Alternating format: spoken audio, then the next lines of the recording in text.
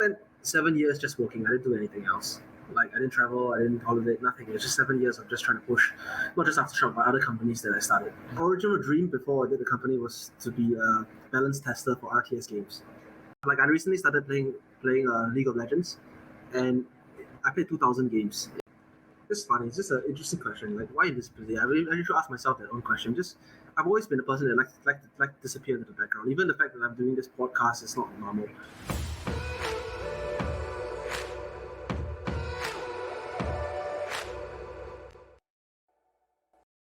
And hello, welcome back to Edric, Poon and Company, the podcast where anybody can inspire everybody.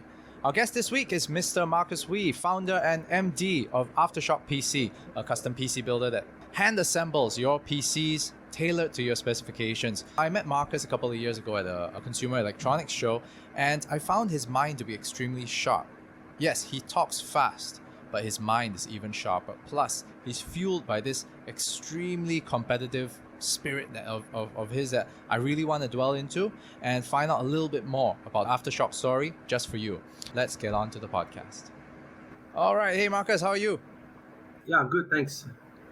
All right, man. Hey, thanks so much for taking the time to, do this podcast. We really appreciate it. No worries. I thought it would be an interesting conversation.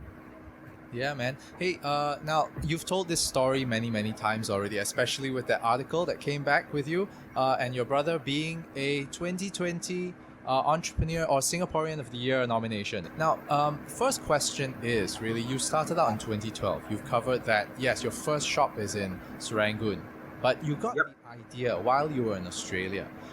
What exactly, right, did you do in Australia, and what made you kind of pick all these things up and kind of bring a new model back to Singapore? So actually, it was in Canada that we got the idea. Canada. Well, I was a foreign student for quite a number of years. So, I was based in Singapore, then Australia, then I went to Canada for exchange, and because I lived in a boarding school, the laptop was a big deal to me, like a gaming laptop, because it was out as a boarding school student. That's your source of entertainment.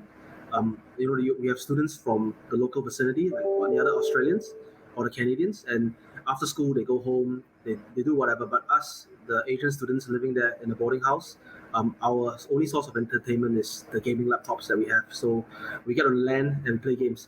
And essentially that made the gaming laptop really matter. And I'm an obsessive person, and I was really obsessed with the laptops that I had. And, whatever my parents were willing to buy me at the time. So which was not exactly a gaming model, but I would obsess over the gaming models. So when I went to Canada, when I was much older, for exchange program when I was studying in university, um, I looked at buying a laptop while I was in Canada, and I bought from one of the boutique firms that is actually based in the US, but they ship to Canada. So I was very impressed by the experience as well as the product. So that's where I was really inspired, and I really wondered why Singapore didn't offer such a service. But in fact, at the time when we came in, the price of gaming laptops in Singapore were extremely inflated. Like a laptop that would cost you 1,003, 1,004 in the US would easily cost $3,000 in Singapore. So this could be due to volume and also the fact that there's economies of scale in the US. And of course, in Singapore, you have a smaller volume, you have a smaller population, and on top of that, you need to offer the same level of servicing. And economies of scale really helps with that. And yeah, of course, we learned all that as we delved into the business. But that was the trigger point when I bought a product in the US, from the US basically, when I was in Canada. And I really liked the experience, not just the product itself, which we eventually went to the same factory that made those products, because I absolutely loved the product. And at that time, that factory was really a leader in terms of the enthusiast category products. Like they went for products that were more workstation looking, but we really liked the contents of the products themselves. Yeah, so just wondered why no one was doing it here. And that was the trigger. But I didn't immediately do it. Interesting. And you were talking about the experience, right? Now, what is this experience, or what was the experience like for you? Was it from the start that you ordered it, or is it because you walked into the shop and they just treated you differently? What was it like? Well, it wasn't. I bought it from an e-commerce store. So and essentially it was everything about the sales process, like talking to someone that actually knew what's going on. I mean, before that, Singapore used to be almost 100%. When you buy a PC, it's either from, Similarware, your DIY, or if you're buying a gaming laptop, you go to Challenger or you go to a superstore, or the best, whichever. And typically, it's a challenge to find someone who will talk tech with you, who will talk specs with you, like to go into detail, right? Like have a conversation about, let's say that there are three graphics cards. Back then when I first got into this, it was a 600 series, 6080M, 6060M, 6070M, whatnot. And you couldn't really have a conversation with anyone about these things all the way back then. Like if you want to have a conversation, let's say I want to run back then the games like Warcraft 3, games like Company of Heroes, the first in that series, and I want to run it at this resolution, this settings. I couldn't have a conversation with a salesperson about any of these things. Whereas when I spoke to the American company, I was really impressed. They know what's going on. They know their user demographic. They're off the same user base, and they sort of know what you're looking for. So you can have a conversation and you don't feel like you're trying to explain what you're looking for at all. They immediately know. So that was the first impressive part. And secondly was how they followed up with the actual sale itself, all the way to the delivery. How they follow up with you the entire way. And even after receiving the product, if you have questions, it's really easy to get a hold of them. You can just get someone on the line. You can talk about the product. You can get things set up right, basically. So it was just the whole feeling of being like covered from end to end. It's not just about selling a product. Not to say the Singapore stores are bad. I mean, it's just that we have a very generic style of doing things here back then, and it's still very much the same way for big malls and whatnot. Right. And now when you started out right in Singapore, now you opened up the company, you basically cashed out your entire insurance policy and you got money from investors, from family and all this. Now you took a super all or nothing approach. You just basically said, this is it and I will make it happen. Was that the mentality when you started the company? Yeah, pretty much. So I wanted to do the company all the way when I was in university, when I came back from Canada to SMU, and I actually presented it in the entrepreneurship class. So all the way from there, I really wanted to do this business model. But back then I was a bit more I was also quite reserved and a bit realistic, and I didn't have the funds for it. So I went to work at a multinational corporations for just like 2 or 3 years, and I saved up some money, as well as I got some help from family initially when we started. So it was really all or nothing. Like I was working as an IT administrator at a research facility, and essentially my colleague who was doing everything with me, he was an American guy, he left. So I was alone, and I decided maybe then was the time to get started. So I spoke to a partner and shared the idea and wanted to go ahead. So we started planning, and it was pretty much all or nothing. But I was not very mature back then. It's not like I had some magical mindset. I just went into it and just thought, okay, I'll try to do this. I didn't really think of the consequences. Also quite, wasn't so far-sighted at that time. Yeah. Did you have a plan B?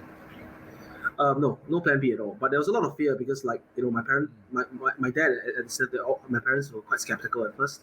Of course, they warmed up a lot later. So I really wanted to.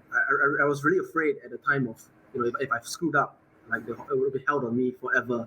So that was quite a driver for me actually. Right. And so you hear this in a lot of business or leadership talks, right, or motivational talks as well. Some entrepreneurs are so fueled by either their will to succeed or is that fear, right, to fail. So in your side, you don't believe in plan B, I think, and you just went straight forward. Was it that fear or that insecurity that just kept you going? Yeah, I think at that time, wanting to succeed was probably 30%. The fear of failure was probably 70%. I think fear of failure is something that a lot of entrepreneurs don't like to talk about because everybody loves to paint like a beautiful story. But yeah, I mean, it's a very real thing, right? Like in Singapore, and not just Singapore, in the world today, social media, we're all very affected by how others perceive us, and we shouldn't be, obviously, but it definitely plays a factor, even subconsciously. Right. And your first shop, do you remember going shopping for it, looking around and saying, hey, this is the place I must have it? Or were you looking around different places and you said, maybe this is the best or the cheapest one I could get? We wanted to get started ASAP because, with business like ours, we order products in from overseas and it takes months to come, like really ages for production and for it to come. So we wanted to make sure the products had somewhere to land when they arrive. So we were on a ticking timer and we wanted to find the right location. And at that time, budget was a big concern. So we pretty much went for the biggest space we could get at a most reasonable price. And yeah, it wasn't the most glamorous space, but it was pretty spacious. We were okay with it. We looked at a couple of properties, and this one was like $4,000 a month for like 1,800 square feet, and it was relatively central. though the parking really sucked at that spot. But as we all didn't drive at that point of time, we didn't think too much about it. But we wanted to mostly focus on deliveries at that point of time. So, yeah, I mean, we were quite happy with the space that we found. We thought it was quite a steal compared to everything else in the location.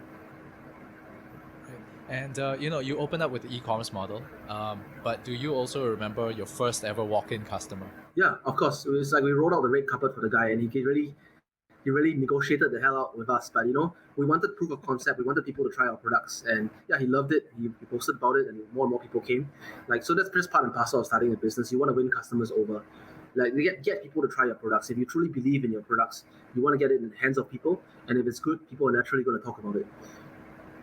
In between, from that day all the way until now, you've expanded huge amounts. I mean, just the place in Vandermeer is huge. But now we also want to talk a little bit more about your growth and your international expansion, right? At what point in your business planning did you actually go, I just want to do Singapore, or am I going to go global? Or was it that I want to start regional first? I mean, that's a very hard question, right? Because in our line of business, like computers and computer components, it's not just about wanting to grow. There's several reasons for a business wanting to grow. One of the big ones is employee empowerment, because when people follow you, when people work for your company, you got to create opportunity for them. A lot of good and capable people, they don't just want the status quo. They want progression. They want a path forward. They want to see that there's a vision for the company, and that's one driver for expansion and growth. And the other is because you need scale, right? You need scale to be able to produce advantages for your company. So one reason why Aftershock is in such an advantageous position now, why we were able to take that amount of market share, we're significantly bigger than the nearest competitors, is simple. When we have multiple countries, we have huge scale. We buy components in huge bulk, and we're able to offer a better combination of components for the same price as the competitors do. And there's nothing to do with anything other than the fact that instead of ordering 100 SSDs, I'm ordering 10,000, and that just means I'm able to negotiate better for better prices, and our customers win in the end. So that's another big driver for scale. Of course, the third is just wanting to grow the company and your own ambition. But I'll say for me, the first two are definitely more of the major driving factors for me wanting to scale and wanting to expand the company. Definitely, I think number two is a big one to me. Like right now, if you were to look at the product offerings we have and just compare spec to spec with anywhere else in Singapore, we're already offering it's quite hard to beat, and it's just purely because of scale.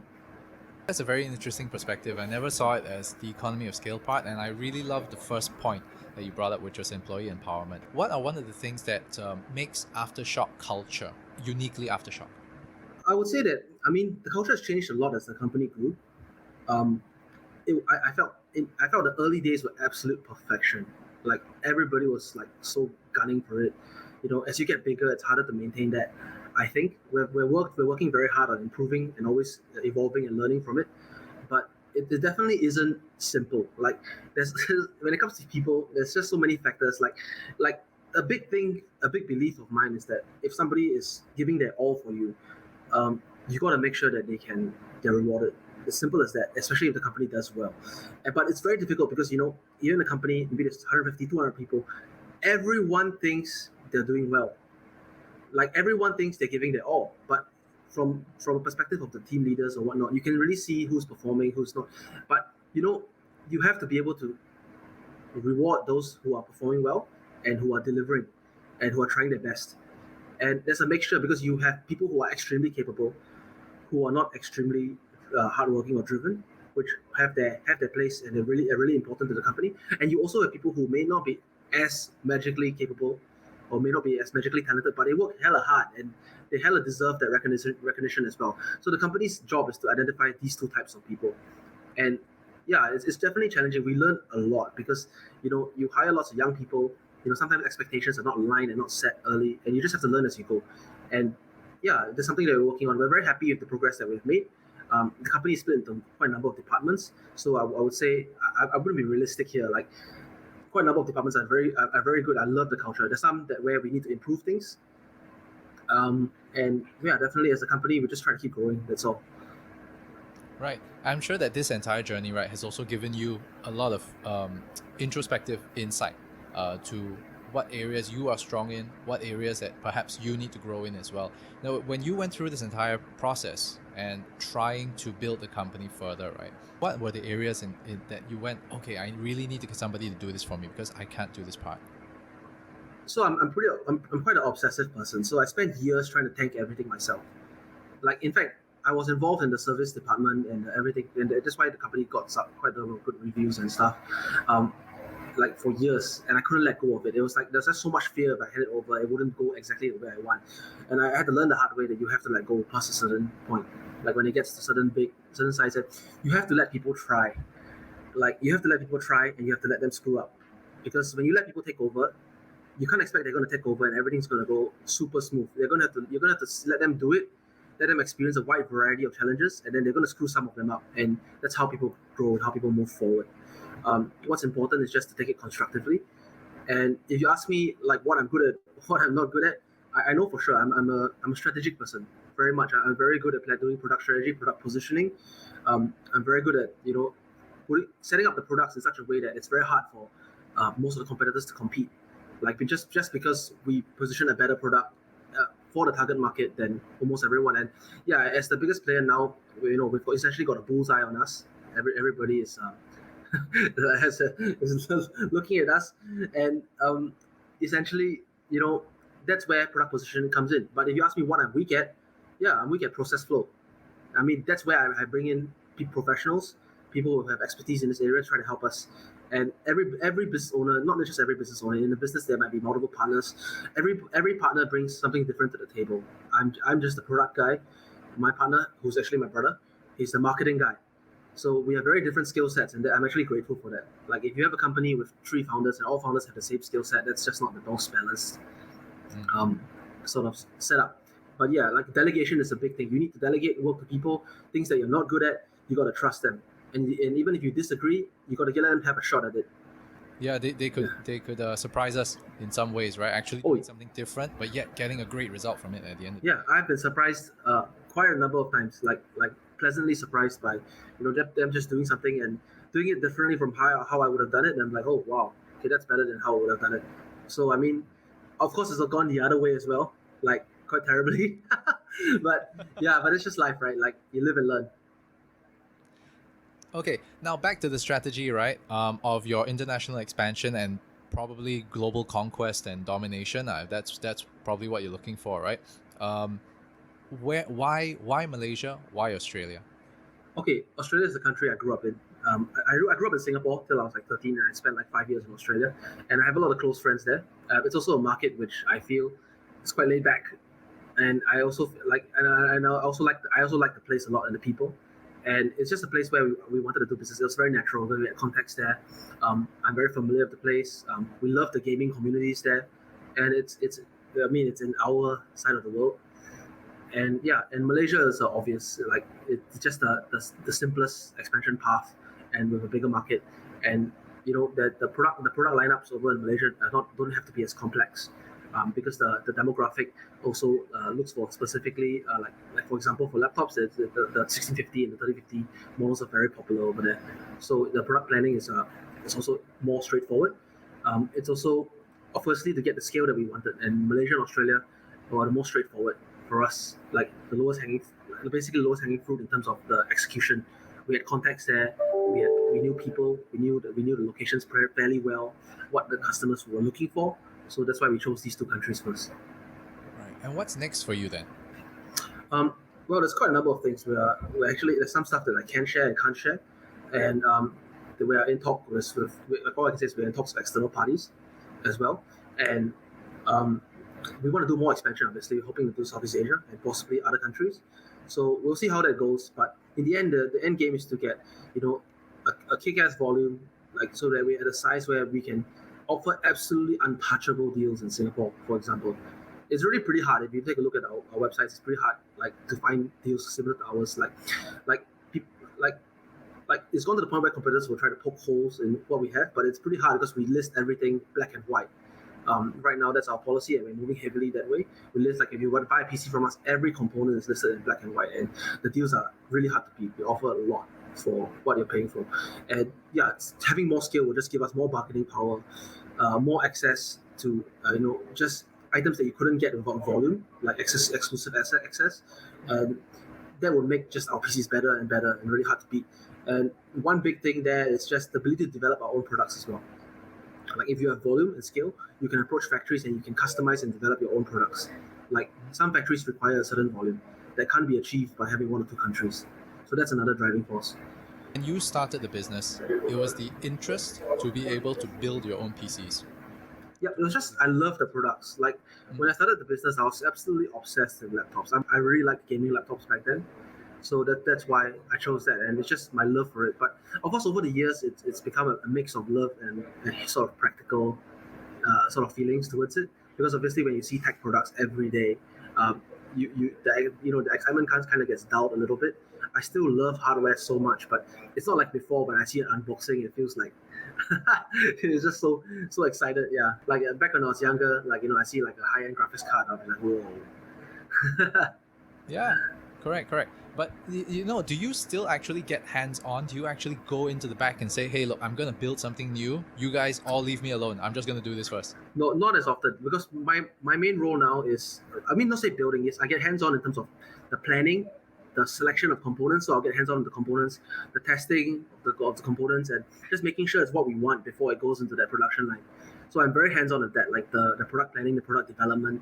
But in terms of actual assembly, once that's been set up by me, so let's say me and the product team plans a product, and the product is conceptualized, and eventually it hits the production line. I won't be actively on the production line, maybe only at the start to make sure everything goes according to our plan. But yeah, I mean, in terms of the development of the product itself, I'm the one most involved. Like I select most of what appears on and for the businesses still. How do you make PCs or custom PCs more exciting? Well, it really depends. Like there's many angles from which a company like us can go. So there's the aesthetic angle, obviously, creating products that look beautiful, because computers are pretty generic, so to speak. That a few major manufacturers make most of the core components. Right.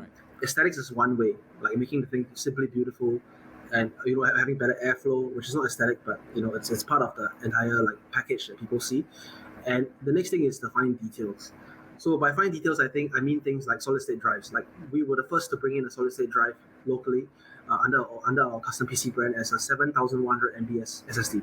So one thing we get to do as the market leader is we get to set the pace. So we set a 3-year warranty, 1 year on site. Everyone follows suit. Like we set that first, and all companies set the same policy. So if we were to set it to 3 years and 2 years on site now, I think you see everybody follows suit. And the next thing is, there's nothing wrong. That's just competition, right? People move, people try to one up each other.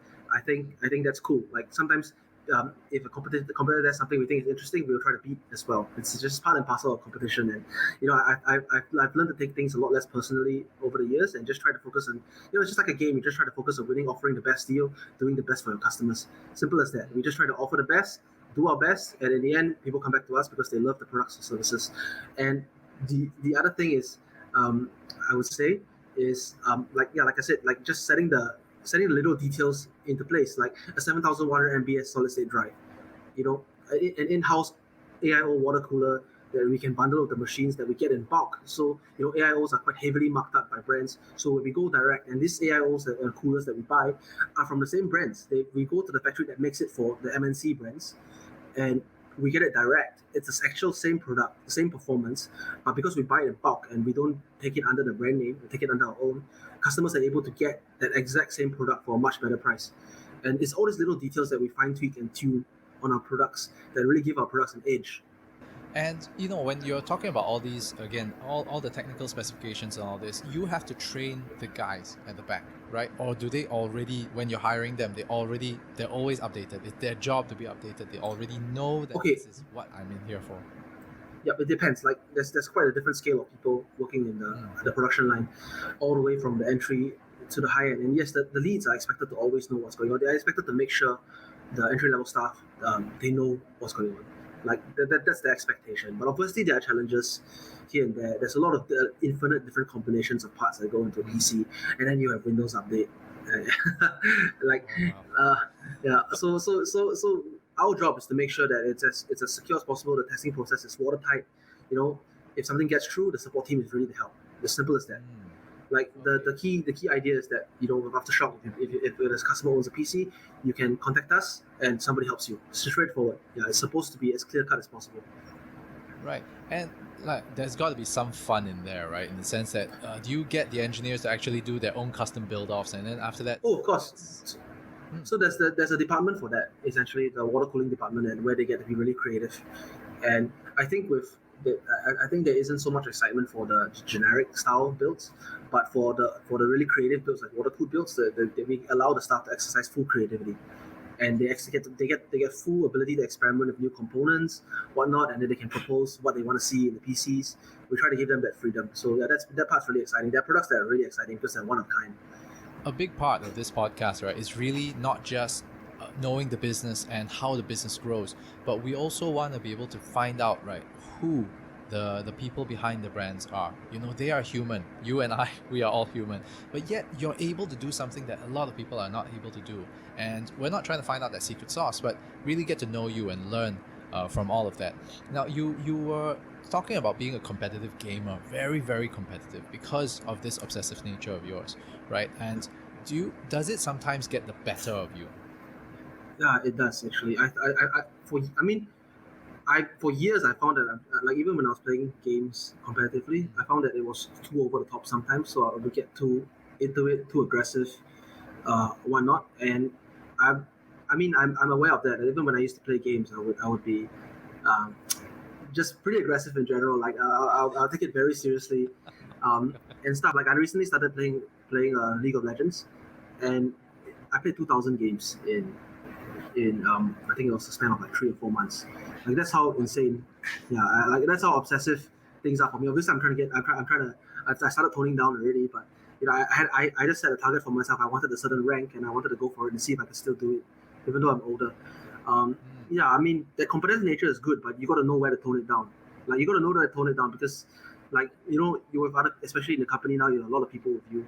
You got to make sure that you compete, but you do it in a realistic way, and in a way that you deliver the best result for everyone, from the team to the customers.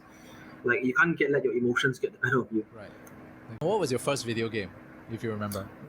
The first video game I ever played was a game called Rockman. Rockman. Rockman. So it was in particular it was Rockman 3. So it's like a side scroller, like shoot 'em up kind of game where you kill a boss and get his power. It was at a neighbor's house. Neighbor invited us over. He had a Nintendo console and he had Rockman, and we saw it and we were in love. I was obsessed with games ever since. Like ever since then, it was like I got our own NES, and after that the Game Boy, and then the Super Nintendo, and then the PlayStation 1, the N64, and it went from there. It was just a lifelong love. I mean, the first PC games came when I went to Australia to study, and they issued me a laptop. So I got into a first-person shooter called Half-Life, and then from there it was Half-Life and the CS, and then I got introduced to real-time strategies, which was the real-time strategy games, which was the first genre of games I went competitive on. Like I absolutely fell in love with the strategic aspect. So it was Age of Empires 2. Oh wow, that was a good game. Yeah, it's still good. It's still popular. They remastered it, and it's got a big community now. Yeah. No, isn't it so weird that all the games now, right? All the good ones, like even Total War Rome, is being remastered as well. That's not a bad thing because, I feel like the whole mantra for game development has changed. Like in the past, games it's just like us, right? We play games, and then the games are relatively easy to pick up back then. It's considered to be relatively easy to pick up, and then you have your tabletop game guys where you need to read a freaking book before you can play the game because the rules are so complicated. About D&D now. Yeah, D&D and what. And so they look at us and they're like, that's like casual. So we are the generation that played like your Age of Empires, all this, that had a learning curve. And the trend today is they've designed games in such a way that you can pick it up in 3 minutes. You look at it and you immediately know what's going on and you can play. There's no learning curve almost. Yes, they develop it smartly so that there's a skill ceiling. So for certain games like Valorant or whatnot, they're great games. They're easy to pick up, but there's a very high skill ceiling. So that's the development mantra now. But yeah, I'm still in love with the previous generation of games where there was a learning curve, there's a certain depth of complexity to the learning curve. And yeah, I mean, that's just the way games have gone.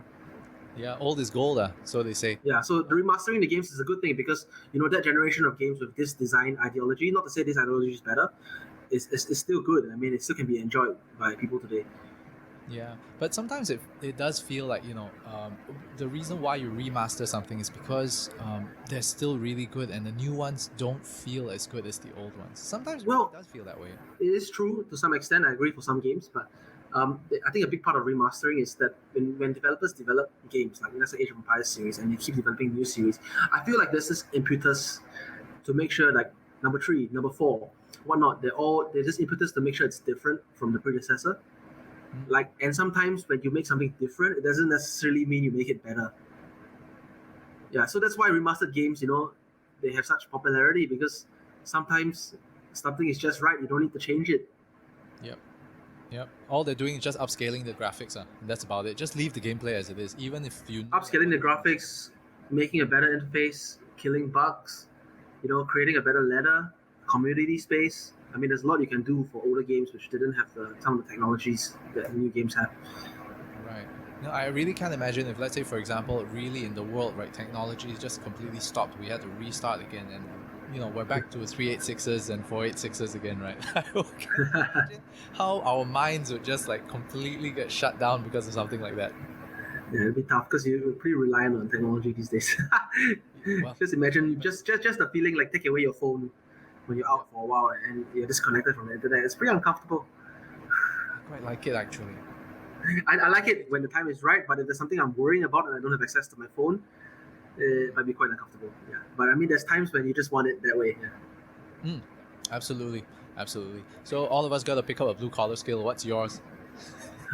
I've got none. Oh no! I'm almost purely a mental person. I have I can't think. I'm trying to think of what I'm good at in terms of like a blue collar skill. Yeah, it's pretty hard. Things, right? Like there's that big question, right, in society. If society falls in on itself, like zombie apocalypse kind of thing, I always have this scenario. If, let's say, for example, it's really zombie apocalypse, somebody inside that group needs to do something. You must pull your weight.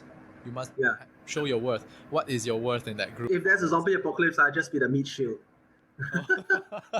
Boomer! Just run, explode. That's like zombie land.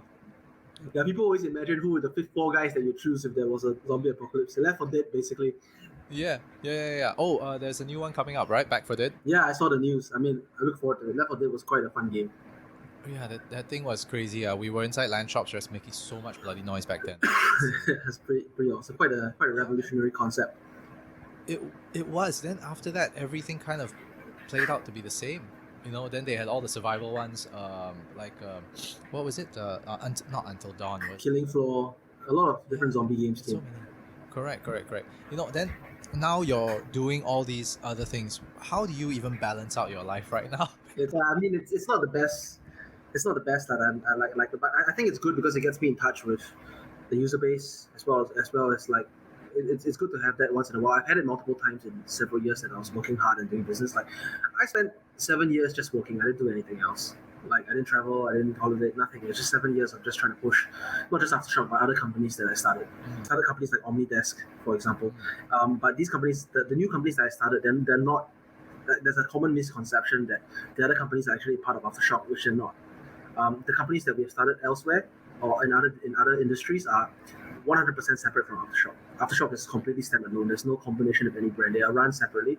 So I took what I learned from Aftershock, and when I started new companies, I would normally just sort of handhold the business partner all the way till they're able to run it solo, and I let go.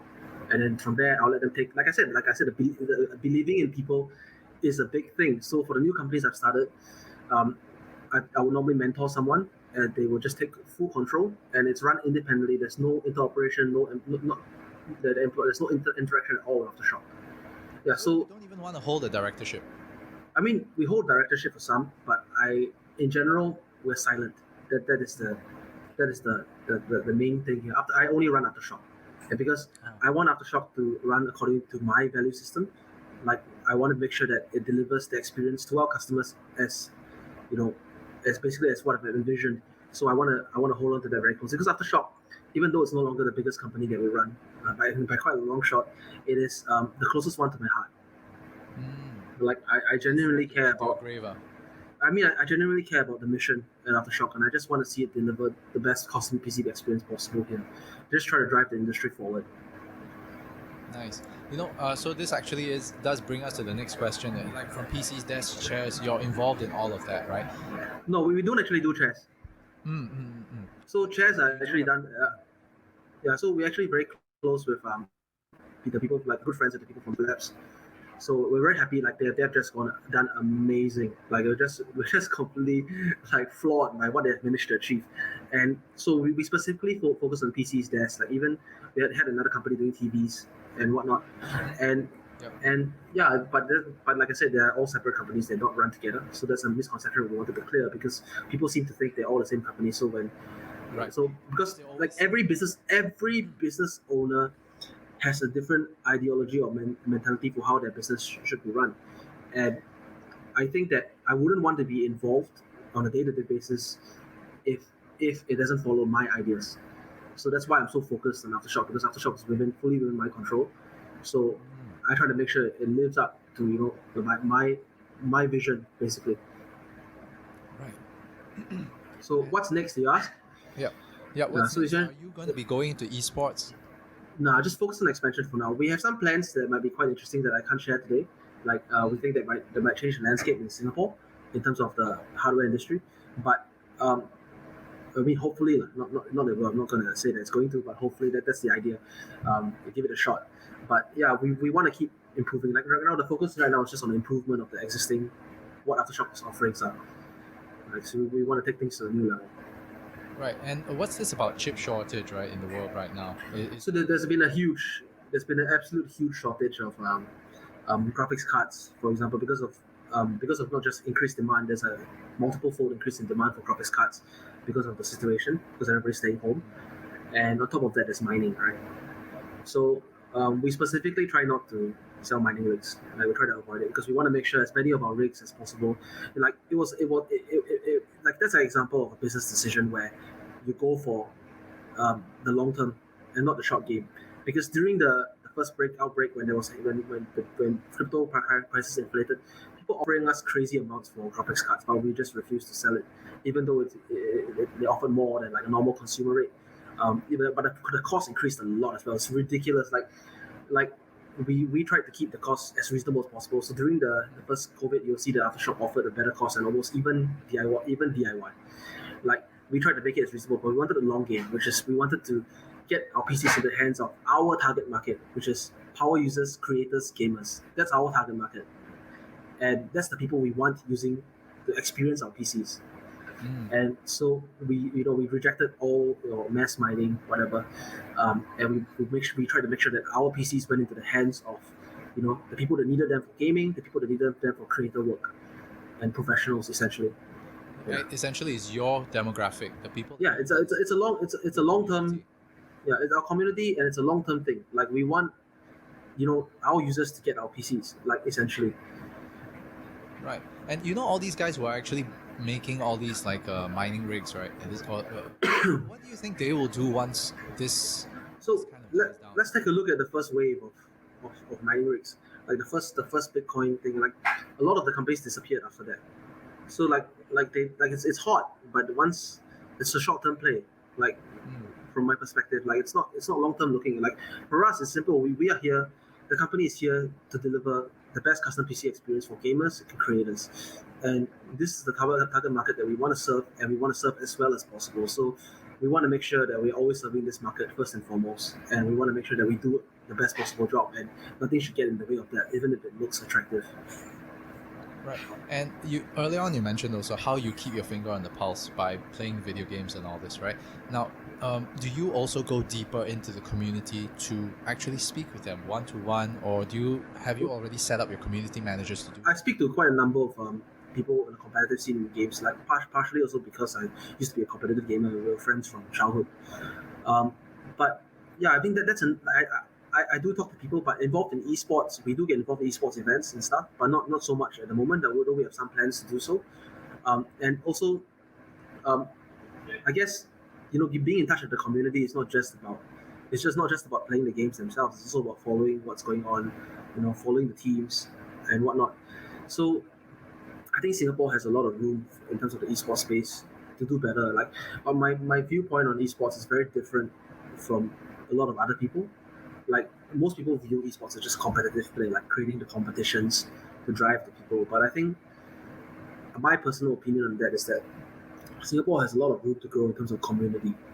Like if we were to create, let's say there was a pool of money to drive esports in Singapore, the most direct thing that most people might say would be to run esports tournaments and create prize money so that people are motivated to play.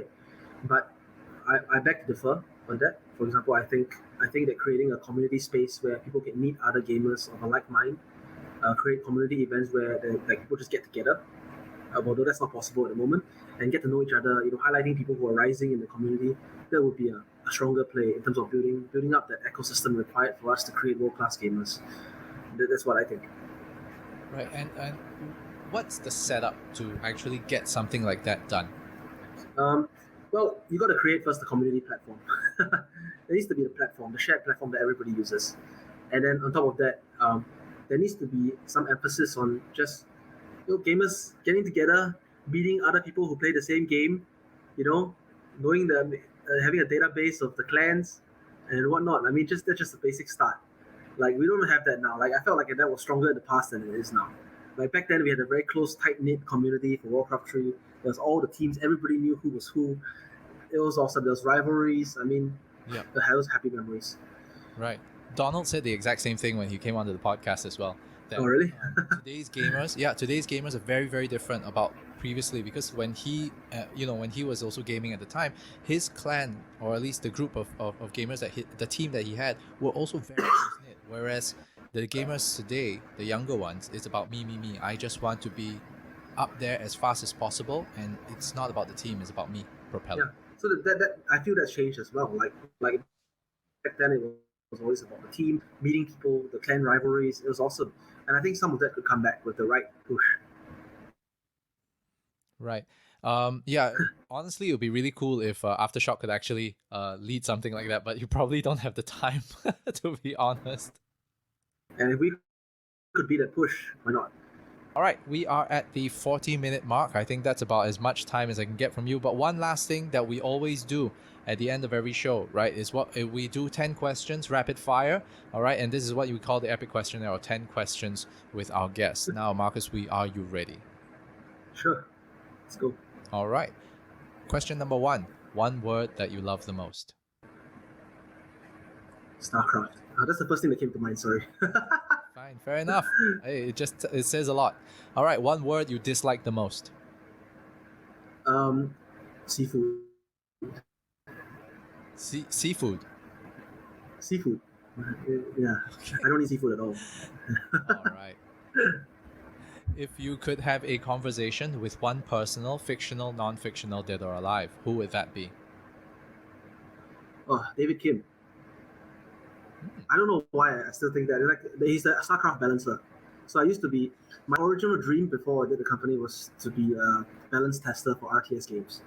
That was my aspiration when I was a kid. I always wanted to work in a company like Ensemble Studios or StarCraft, or Blizzard, and be a balance tester. Right. And well, here you are today. I think you've got a brighter future. All right. And what do you say to yourself in the mirror every morning? Cheer up, because I'm innately a negative person. Like I'm innately a pessimist, and my brother is an optimist. So essentially, while things might be going, while I think we've done well, at the same time, I'm a person that always errs on the side of caution, and I think for a personal goal of mine is to change that. I want to be a more positive person, and look at the bright side of things instead of always looking. It's good to always look for things. Like being a person that errs on the side of caution is good. You always look for things you can improve on. You're always worried about things, and you always want to do things better, which is what helps push us so far. But at the same time, it may not be the best for your mentality or your health, and I just want to balance that out with a bit more positivity. Interesting. There's nothing wrong with actually putting optimism together with being a realist. Yep. I think you need to find a balance, and I'm not exactly that balanced. But then again, most people doing stuff like this are not that balanced, at least from my own experience meeting other business owners. Honestly, usually people all business owners, right, are chemically imbalanced. Usually they're crazy to do what you want to do. All right, name one superpower that you like to have. Invisibility. Why? Why not? I don't know. It just yeah, because it's like sometimes I just feel like it's the I don't know. Actually, probably not. I always thought the best two superpowers was invisibility and flight. Hmm. For some reason, I thought they were the flight is for obvious reasons, right? Or invulnerability might be pretty good. So these three, yeah. So it's just so why those three? You mean? No, one of those three lah is Yeah, fantastic. one of those three. I actually no invisibility probably not. Now that you mentioned it, I just thought it was a cool ability. But now that you mentioned it, invulnerability is probably the best because yeah, like it just means you're unstoppable, right? Yeah, true. Like what would you do if you were Superman? Pretty much. Yeah, man, tell you. But okay lah, if I was Superman, of course if I look like Superman, I'd be wearing those blue tights every day, man, tell you. If you look that good, why not? It's funny. It's just an interesting question. Like, why invisibility? I should ask myself that own question. Just, I've always been a person that like to disappear into the background. Even the fact that I'm doing this podcast is not normal. I've never liked to show. I've never liked to show up. Like in general, like I've always liked to be someone who takes the backstage. Like I like to be, running things from behind. So maybe that's why invisibility. I've never liked to be seen so much. Though I've tried to open my mind to it and start taking on some of these conversations. Yeah, I mean, this is a great thing. To be honest, like what you mentioned, you rarely ever do this, and for you to actually come on because I asked you, right? It's really an honor, lah. That's for sure. Well, thanks for having me. I still right, appreciate it. Oh, please. All right. Number 6. This one is either the best or the worst question. Favorite dish to eat? Ayam kunyit. So it's like a Indonesian peranakan kind of. I'm not sure what it is. It's a dish that my family makes. Yeah, I am. So I'm half Hakka, half peranakan. So essentially, ayam kunyit is a dish that my family makes. It's like this chicken heavily um, with, like it's just a lot of chili on it and garlic and turmeric. And I absolutely love it. And chicken curry is second. Nice. All right. Question 7. Favorite travel spot or the next travel spot you would like to go to once borders open up? Favorite travel spot Japan. Next travel spot Japan. So I'm hoping to go Japan for a ski season once all this clears up. Absolutely love skiing. I want to learn snowboarding. Very cool. Now, something in the arts that you've always wanted to do but yet to do so. Sorry, that got cut off. Can you repeat? Yeah, something in the arts that you've always wanted to do but yet to do so. Wow. I mean, I don't know about this question, but if content creation could be considered art, I always wanted to be a gaming streamer. Like I actually intend to do it casually eventually. But I'm not an artistic person at all. I'm that guy that only draws stick figures in arts class. I'm purely like if you look at my brother and me, I'm the mathematical / science guy, and he's the arts guy. So I'm essentially the guy in the arts class that only draws stick man. But yeah, I mean, if something in the arts I want to do, I want to be a content creator. Like I want to stream. I would love to stream, play on the ladder, and talk to my audience. Like just talk to people about the gameplay. Like I play a ladder game. If you have some viewers, we discuss the game with them after the match is over. I mean that just sounds amazing to me. Donald Yo, you better be listening, Donald Yo, I'm telling you, you better be listening because this man wants to play. You better get him on, okay? Now, number 9. What does retirement look like to you? Oh man, this is the question I've actually discussing a lot with a friend recently. Well, if I were to retire, I'd probably travel a bit and spend a lot of time gaming. Like I said, I would probably stream.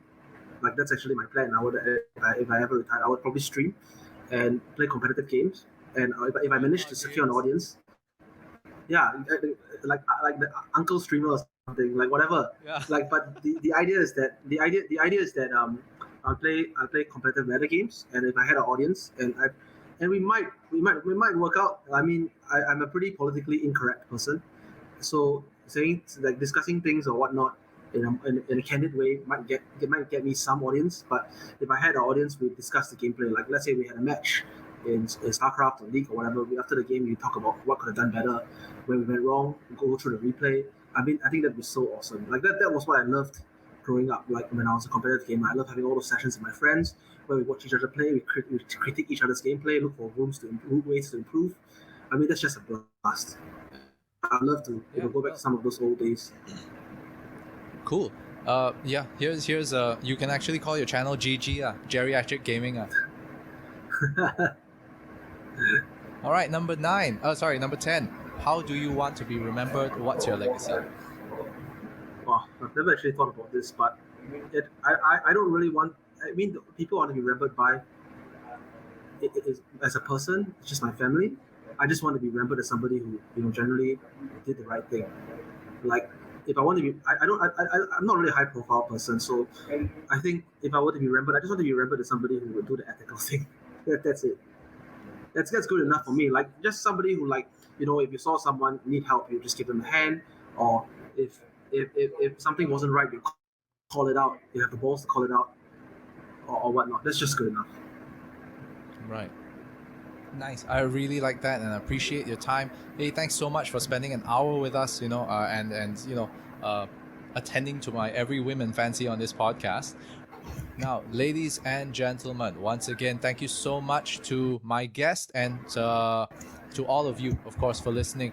And here again is Marcus Wee, the founder and MD of Aftershock PC. Go on down to aftershockpc.com and make sure you get your rigs really, really soon. While you're supporting them, I always ask for the same thing.